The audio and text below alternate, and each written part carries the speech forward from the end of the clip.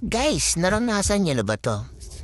Yung tipong gustong-gusto mo siyang makita pero wala kang magawa. Kasi sumama na pala siya sa iba. Char!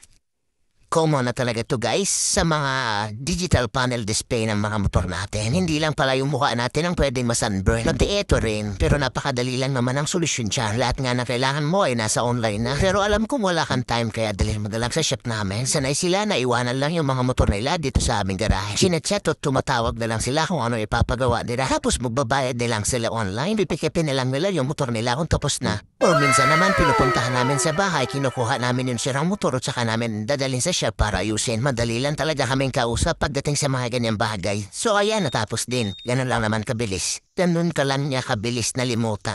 Char! Oh, ayan na. Pwede nang kunin ng may-ari. Salamat! Bye-bye!